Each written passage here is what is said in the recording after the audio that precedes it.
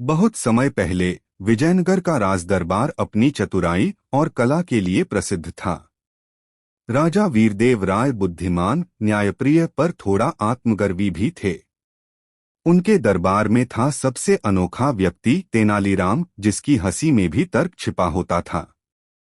राजा के नए मंत्री का नाम था भद्रसेन, जो हाल ही में दूसरे राज्य से आया था। वो चालाक था, पर उसे अपनी बातों पर बहुत घमंड था। वो हमेशा राजा के सामने तेनाली को नीचा दिखाने की कोशिश करता था। भद्रसेन की योजना। एक दिन भद्रसेन ने राजा से कहा, महाराज, तेनालीराम बस बातों से हंसाता है, असली बुद्धि तो मेरे पास है। यदि आप चाहें, मैं उसे ऐसी पहेली दूंगा जो कोई हल नहीं कर पाएगा। राजा मुस्कुराए।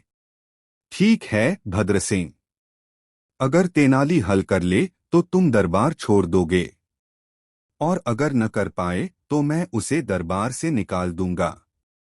तेनाली ने हंसते हुए कहा, मुझे मंजूर है महाराज। आखिर छाया में भी तो रोशनी ढूंढनी पड़ती है। सोने की छाया की पहेली। भद्रसेन बोला, कल सुबह मैं राजमहल के आंगन में एक सोने की थाली रखूंगा।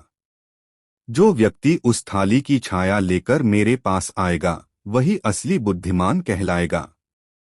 सब हैरान रह गए। राजा ने कहा, छाया तो पकड़ी नहीं जा सकती। अब देखना है तेनाली क्या करता है। अगली सुबह का दृश्य। अगली सुबह सब दरबार के आंगन में इकट्ठे हुए।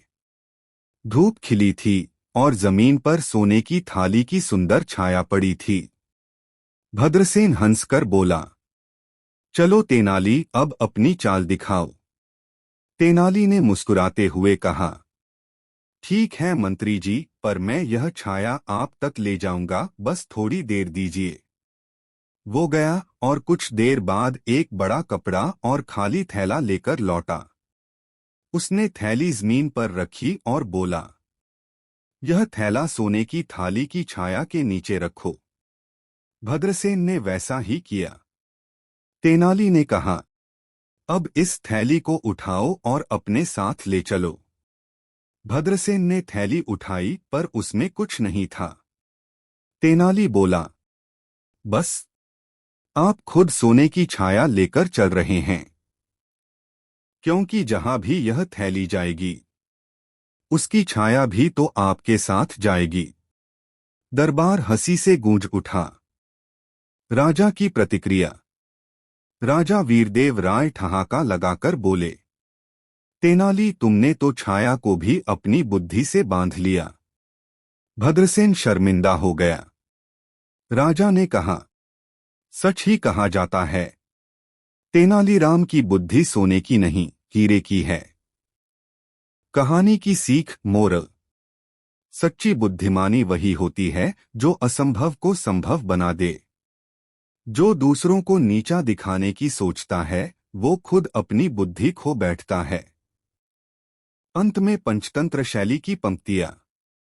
जिसके पास सत्य और सरलता की बुद्धि है, उसे कोई भी चालबाज परास्त नहीं कर सकता। Please like, share and subscribe our YouTube channel.